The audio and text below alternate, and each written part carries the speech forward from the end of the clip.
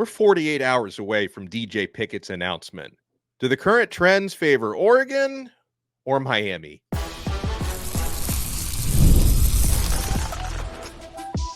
You are Locked On Canes, your daily podcast on the Miami Hurricanes, part of the Locked On Podcast Network, your team every day. Happy Monday, if there is such a thing. I am Alex Donno, University of Miami alumnus, Locked On ACC co-host and writer for allhurricanes.com. Thank you so much to the everydayers for making Locked On Canes your first listen and your first watch today. We're available free wherever you get your podcasts. We're free on YouTube. We're part of the Locked On Podcast Network, your team every day. Today's episode is brought to you by Game Time. Download the Game Time app, create an account, and use code LOCKEDONCollege for $20 off your first purchase. Terms apply. The excitement, the suspense continues here on a big recruiting week, but also on this episode of Locked On Canes, we're going to talk about what Miami's offensive identity is going to look like in 2024. And no, I'm not basing this entirely off the new college football video game. I'm basing this off of other observations.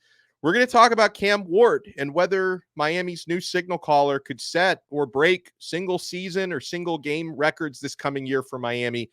But we're starting off in recruiting. Today's Monday, the 15th. On Wednesday, the 17th, DJ Pickett, top overall player in the state of Florida, top cornerback in the entire class of 2025. He's going to be announcing his verbal commitment with the three hats on the table set to be Oregon, Miami, and LSU. Now, LSU for the last couple of weeks has been talked about as probably coming in third place here, but I know the Tigers are going to take a swing. Not going to rule anybody out until we actually get that decision, but most of the momentum, most of the trends in recent days have been between Miami and Oregon. And again, guys, we've talked about DJ a lot for the past several months, but especially the past couple of weeks since Pickett has had his decision date locked in. We've talked about Miami seemingly being the team that's gaining momentum, and most of the recent trends have gone in Miami's favor, but I said it 2 weeks ago. I'll say it again.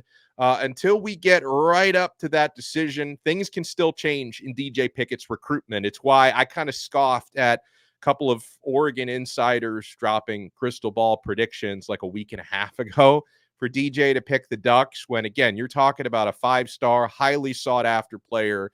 Conversations, recruitment is going to continue. With that said, though, I feel cautiously optimistic about where Miami stands at this point, and don't strictly take my word for it. One of the top recruiting analysts out there, Steve Wiltfong, who's vice president of On3 Sports, he hosted his Wiltfong Whiparound today, and as you would imagine, in a week like this, DJ Pickett was a big point of conversation for Wiltfong.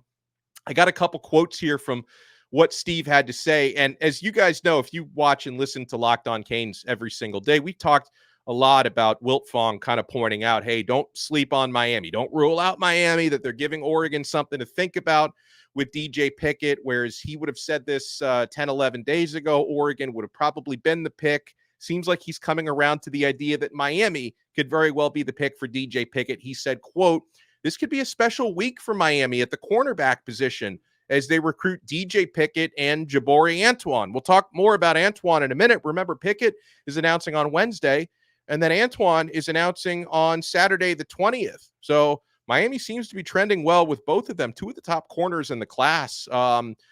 If Miami's able to pull this off, folks, same way we said 2 years ago was the year of the offensive line, landed multiple five stars on the O-line. Last cycle was the year of the D-line, landing multiple five stars. If Miami can come away with, in addition to already having just landed Hilton Drake Stubbs at safety, Chris Ewald at corner, Amari Wallace at safety or nickel, if Miami can come away with DJ Pickett and Jaboree Antoine, this will be the year of the DB. But more on what Wiltfong had to say today on the Whiparound. He said, quote, "Miami is in the thick of this one for DJ Pickett. He said it's kind of a back and forth between Oregon and Miami." That I do not doubt, right? I mean, I've heard a few stories from five-star recruits kind of after the fact on what it's like going through that process. Believe me, Pickett's phones of his family members are ringing off the hook. There's a lot of texts being exchanged. There's a lot of conversations being had.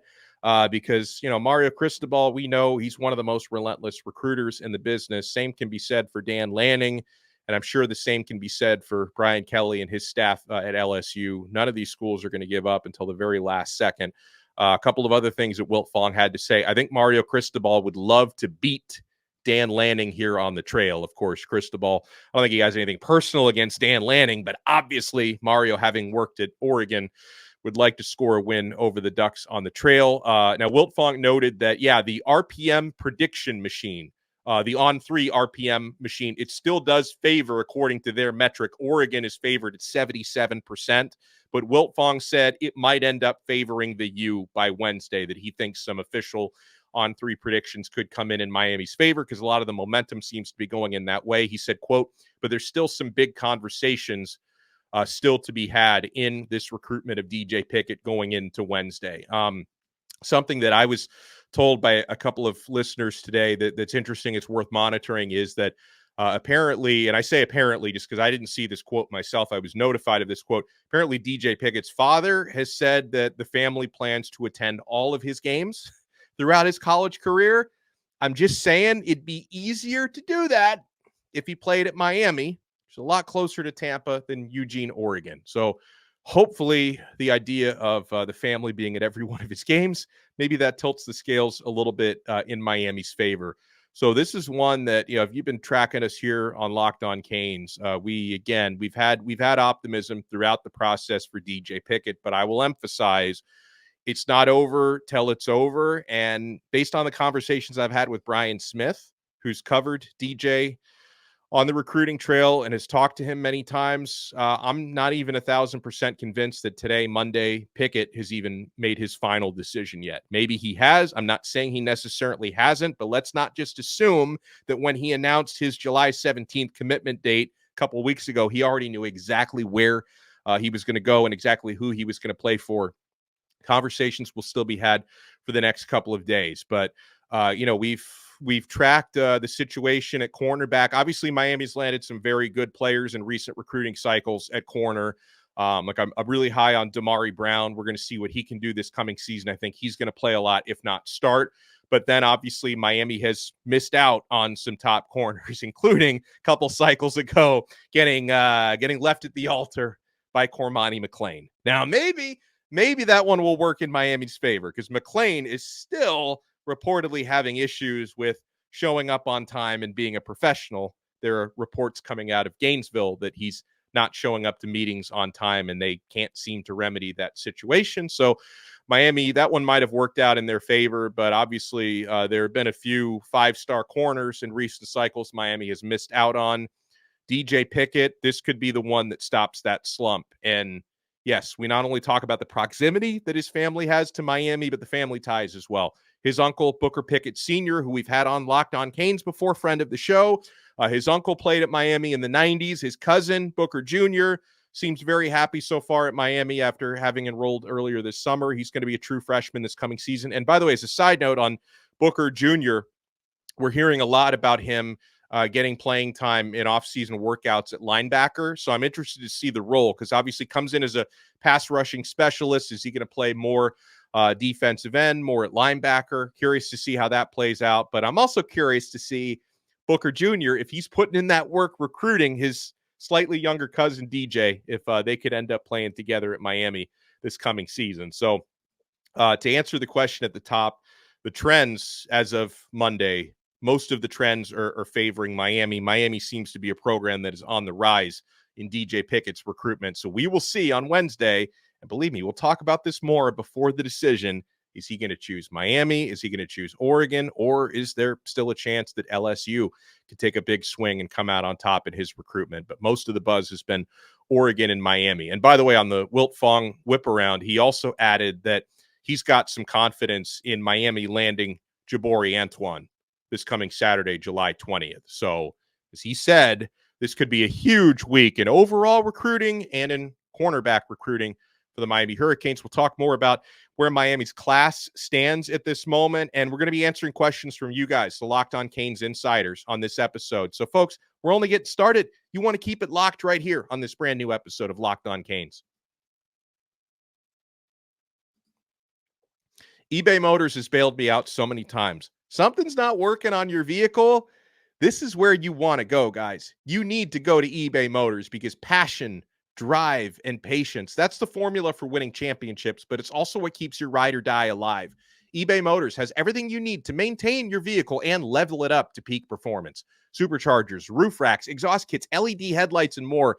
Whether you're into speed, power, or style, eBay Motors has you covered. With over 122 million parts for your number one ride or die, you'll always find exactly what you're looking for. And with eBay Guaranteed Fit, your part is guaranteed to fit your ride every time or your money back. Because with eBay Motors, you're burning rubber, not cash. With all the parts you need at the prices you want, it's easy to make your car the MVP and bring home huge wins. Keep your ride or die alive at ebaymotors.com. Eligible items only, exclusions apply. eBay Guaranteed Fit only available to U.S. customers. Thank you so much for making this episode of Locked On Canes your first listen and your first watch today. Guys, make sure you make Locked On ACC, which I co-host with Kenton Gibbs, and also Locked On Big 12. I'm a guest on Locked On Big 12 on Tuesday with Drake Toll. Make sure you make other shows in the Locked On family your second and third listen today, because got a network of over 200 shows. Everybody works their butts off and does an awesome job. So make sure you're checking out Locked On ACC, which I co-host, and also Locked On Big 12, where I'm going to be making a special guest appearance on this week. After landing Dalen Upshaw at wide receiver, 4-star over the weekend, we talked about this yesterday with Brian Smith. I encourage you guys to check out that episode. Miami now ranks number 9 in the class of 2025 per 24/7 Sports, and they rank Miami number 10 per On3 Sports in the industry recruiting ranking. So Miami is top 10 right now in both of those top recruiting sources out there. And yeah, if the Hurricanes, I haven't run the numbers yet, guys. I'm going to go through that On3 calculator, or on the 24/7 calculator later this week, to see where landing DJ Pickett would put Miami. If Miami is able to land Pickett on Wednesday and Jaboree Antoine on Saturday, I would imagine you could, if things go well, have a top 5 class on both recruiting sites by the end of the week. So that's what we're looking at. And this is why, guys, we did a couple of shows last week on what it's going to take for Miami to land a top 5 class in 2025. This week could be the decisive week. We could know by Saturday night whether or not Miami can realistically pull in a top class. And, there's been movement at the top. We recently saw Alabama, who's been crushing it on the trail. They've moved into number 1. Ohio State's been right up there for the past several weeks. I don't think Miami's going to end up with the top class in the country, but could Miami end up with a top 5 class for the second straight year? Absolutely. But a lot of that is riding on how the rest of this week plays out. All right, we get a question from our Locked On Canes Insiders chat. And by the way, if you want to join the chat, click the link in the show description below. Try it free for 14 days. If you like it, you can opt in for $4.99 a month. We get a question from Americane, who says, "Hey, Donno, I like the pickup of Upshaw at receiver, but we do need some length on the perimeter, 6'3" and up, if you ask me," which means nothing. He said, well, I think it means something. He says, "How are we looking for the taller wide receivers?" Yeah, so Upshaw, this is someone who Miami specifically, this wasn't like, oh, we're missing on some other guys, let's go grab Upshaw. No, this is someone Miami staff specifically identified as a profile they like at wide receiver.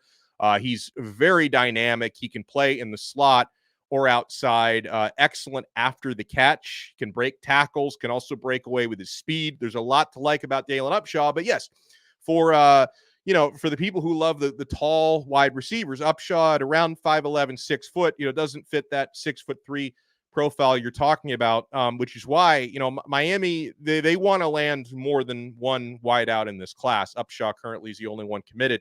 It's why Miami is very interested in Jerome Miles, who recently became available after a decommit from Ole Miss. Miami's heavily recruiting him. Miami has been heavily recruiting Jamie French, who is, I think most services have him as the top receiver in the class. I know that you're trending at the very least behind Texas for that one, but as we've seen the last couple of cycles, you never count out Miami in these big time recruitments. I believe Miami is still recruiting Joshua Moore, even though he verbally committed to Florida. We'll obviously be watching, you could say this about Miami as well, but we'll be watching how Florida performs on the field this year, because if they don't do well and if, their coach loses his job, that's going to completely turn things upside down for their recruiting class. And not a big guy. Obviously, Miami has had interest in Vernell Brown III, but I expect him to pick Florida on the 21st is when he's deciding. But he's another one in like the 5'11" range, so that would not fit your size profile. But guys like Jamie French, Joshua Moore, Jerome Miles, who's 6'3", 210 pounds, and also Dallas Wilson. It's interesting because Dallas Wilson late last week, he, made a social media post that effectively saying he was shutting down his recruitment. He's sticking with his Oregon commit, but then people are still talking about him taking visits coming up this fall and going to games. I know Florida State is still recruiting him. I'm sure Miami's still recruiting him. So again, like I don't think programs, Miami included, are going to give up on Dallas Wilson, even though he tweeted out last week he's locked in with Oregon. So that's another one who's on the bigger side, 6'2", 6'3" range. So yeah, Miami's looking at guys who fit that profile. There's no doubt about it. Jump ball type receivers, boundary guys. We get this question from our guy BP, who says, hey, should we begin to panic with Joe Salavea again being behind in recruiting with no defensive tackle names trending our way? BP, people were so hard on Miami's defensive line recruiting last year, right up until they landed the number one defensive line class in the country. And by the way, Big Joe was a big part of that. I know Artavius Jones and Justin Scott probably would not be here if not for the work that Big Joe did. And let's also remember, after you land a D-line class like Miami landed last year, it's not as much of an emphasis this year. And Miami, obviously, you're going after some of the top edge guys. Jose Epinesa has been trending to Miami. Miami's very much alive in the Elijah Griffin recruitment. So they're obviously going after some big names, but it's like, I'm going to stop counting out Big Joe and Jason Taylor. Cause again, like we're talking mid-July last year. It was like the sky was falling. Nobody wants to come here. Remember, Justin Scott was committed to Ohio State before he flipped to Miami. Miami missed out on Kamarion Franklin, and they missed out on David Stone. And we thought, we're going to end up with a terrible D-line class. Let's let these guys cook a little bit. Let's let these guys close. So it's way too early to criticize the defensive line recruiting. I think we're going to end up with a good class there. So let's not worry about that at this time. And heck, even if we don't end up with that great of a D-line class, I think we will. But even if we don't, it's not as much of an emphasis this year as it was last year. But I'm not sleeping on JT and Big Joe whatsoever. We get a question from our guy Ardrey in Pensacola, who says, hey, what are going to be the 3 most heated fall camp battles, and who will win out in those battles? I'm definitely anticipating it's going to be fun watching the second cornerback spot, because Daryl Porter's going to have one side of the field locked down. But then what about Damari Brown, who we mentioned earlier, who most people are favoring to be another cornerback starter? I'm not going to argue with that, but I will say Jadis Richard had a really good spring. So Damari Brown versus Jadis Richard is definitely going to be one to watch. I just based on the trends, maybe Damari wins that job, but Jadis again had a really good spring. So where Damari was kind of limited with injury early in the spring, so we didn't see him as much. So I'm curious to watch that fall camp battle. I would say third starting receiver, Isaiah Horton had a hell of a spring. And then you bring in Sam Brown, who has had a great career so far at Houston, and he already knows Shannon Dawson and the offense. So that's going to be an easy transition for him. I haven't seen Brown play with Miami yet, obviously, because he wasn't there for spring football. So I can't wait to see how he practices. I think that's going to be a spot to watch. And then if you're asking for my prediction, I don't know. Because again, like just based on what I've seen, I would say it's going to be really hard to take a starting job from Isaiah Horton, but I haven't seen Sam Brown practice. So we'll cross that bridge when we get to it. And then I would also say starting safeties is Mish Powell. Is he going to be the nickel, or is he going to lock down one of the safety jobs? And then I want to see how Jaden Harris and Markeith Williams and Zaquan Patterson and Brian Ballum, how those guys all practice, because you're going to have at least one, if not two, starting safety jobs up for grabs. So that's one. And then overall at edge rusher, I don't necessarily think it matters who starts because they're going to be rotating a ton. You're going to have some battles there at edge rusher and defensive end. So I think a lot of these are going to be the training camp battles that I'm looking for. And then you got some kind of lesser battles like backup quarterback. It's going to be interesting. I think I know what's going to end up happening there. It's probably going to end up being Poffenbarger for the number 2 quarterback job. And, who's going to be the 3rd, 4th string or 2nd string running back if Mark Fletcher's not ready yet. We'll see if he's a full go for fall camp. I certainly hope he is. So there's going to be a lot of good battles to watch. I mean, thankfully, when you have good battles, it means you have good depth. And I do think Miami has a blessing of depth heading into this upcoming season. So we got more questions. We got some stuff on Cam Ward. So we expect Cam Ward to have a special season at Miami this year, but is it going to be a historically special season? And what's Miami's offensive identity going to look like? We'll keep it locked right here. We're not done yet on this brand new episode of Locked On Canes.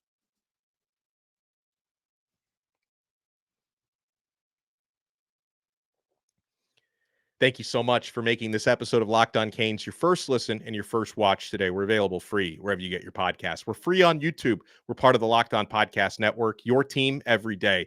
Locked On has launched the first ever national sports 24/7 streaming channel on YouTube, and now it's also available on Amazon Fire TV and the free Fire TV Channels app. It's called Locked On Sports Today, and it's here for you 24/7, covering the top sports stories of the day with the local experts of Locked On, plus our national shows covering every league. Find Locked On Sports Today, now available on the free Fire TV Channels app.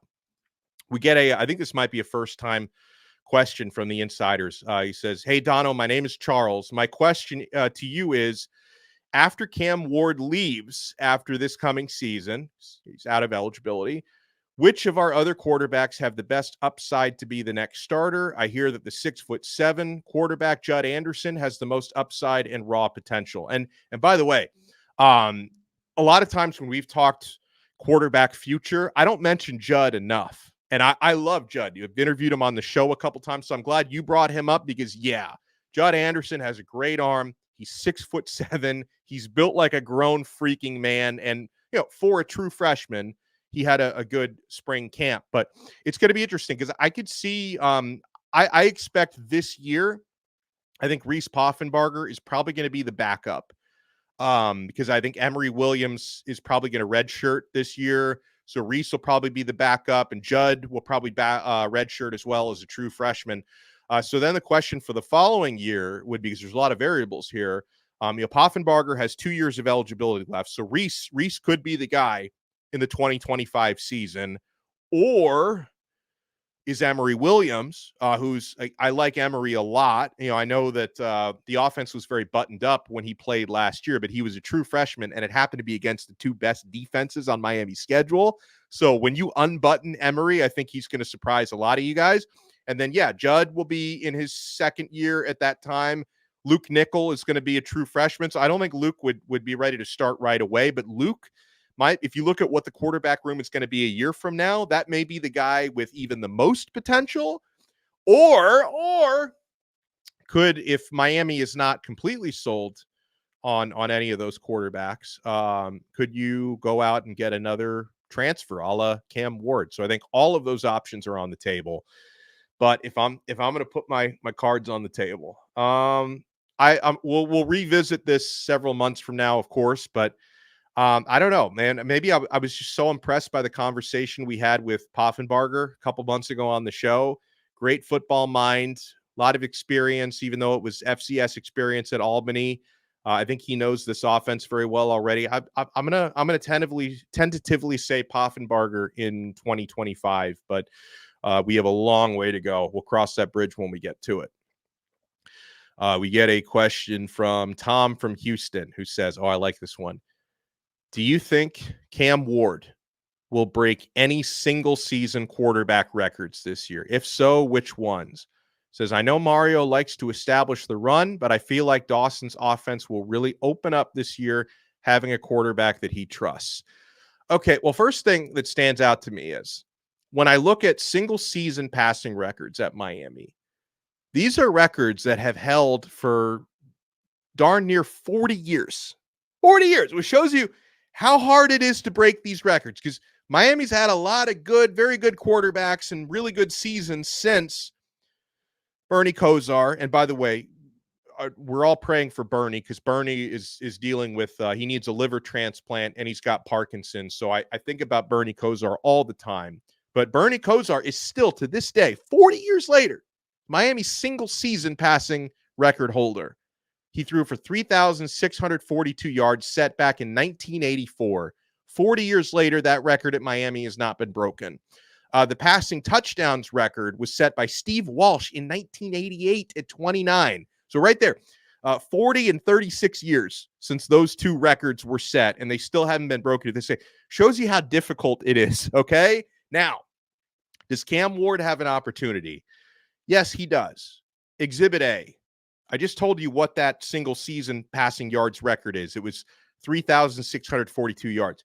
Cam Ward literally threw for more yards than that last year at Washington State, 3,735 yards. So statistically, it's within the realm of possibility that Ward could this year become Miami's single season passing leader. I think you kind of touched on, will Miami be chucking it enough to make that happen? Because last year at Washington State, the last couple of years at Washington State, Ward didn't have the type of dynamic running game that Miami seems to have this year. He didn't have that at Wazoo, nor did Ward have, the type of offensive line that can set the tone for that sort of a running back that he seems to have at Miami. So if anything, just kind of the balance of the offense might be what works against him.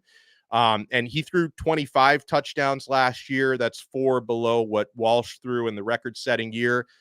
So long and the short of it is, I think Ward has an opportunity to break both of those records, but I think if Miami's offense is having ultimate success, it'll be from a more balanced attack. If he's breaking those records, it probably means you're playing from behind quite a bit and you're chucking it down the yard. So, I would hope, if anything, Ward is more in the 3,600 passing yards range. Although, man, today's college football, talented quarterback like that, I could see him going over 4,000 this year. I could see him. I think it's probably more likely he would break the yardage record than the touchdown pass record, because I do think Miami's going to score a lot of rushing touchdowns this year. So he's got a shot at both, but I expect the offense to be pretty balanced. And that's kind of a preview of this question from Explorer Sam, who says, hey, will Mario allow the offense to open up this season? I want to see the offense go vertical with the weapons we have, then pound the rock with the bulldozers. Well, I think what makes Miami's offense look so special on paper is the option to go either way, that they can theoretically overpower you on the ground, but then you also, with a quarterback like Cam Ward and the top statistical receiving core in the ACC, with the headliners of Xavier Restrepo, Jacoby George, Sam Brown, and Isaiah Horton doesn't have like the previous stats, but I think Isaiah's really good. Miami's got a bunch of other good receivers. They could theoretically beat you either way. So I think what's going to make Miami's offense so special this year is opposing defenses will have to pick their poison. If you want to key in on the run, Ward and Miami's weapons, and I didn't even mention the tight ends, Ward and Miami's weapons can kill you if you stack the box, right? Or if you focus on slowing down the passing game, that's when Damian Martinez and Mark Fletcher and Chris Johnson and company, that's where they can wear you down on the ground. Now, obviously you want to have balance, but you have the luxury of being able to take what the game dictates and what the opposing defense is giving to you. Now, if you were just to have your choice, I'm sure Mario Cristobal would like to establish physicality in the run every game, but you're going to go up against some good defenses this year. Florida has a good defense. Florida State, excellent D. Virginia Tech has a good D. Louisville has a really good defense. Like, you're going to go up against some good defensive opponents this year where you're going to have to throw to win some of these games. You can't specifically rely on a power running game. So I think it's going to be pretty balanced. I do. I mean, if you're going up against some lesser defenses and you can establish your will, I think they're going to love to ground and pound to really wear down defenses. But you're going to have to throw plenty, and you're going to be in those situations. And I think that's where Cam Ward is really going to shine this year. So a balanced offense, but I do think we're going to see a steady dose of the power running game this year. And why not when you have offensive linemen and running backs like Miami has? So huge thank you and shout out to you guys making Locked On Canes your first listen and your first watch today. Make sure to smash that thumbs up button. Make sure to like the show if you're watching us on YouTube, and make sure to subscribe on Apple Podcasts, Spotify, wherever you get your pods. And we'll talk to you again tomorrow on another episode of Locked On Canes, part of the awesome Locked On Podcast Network, your team every day.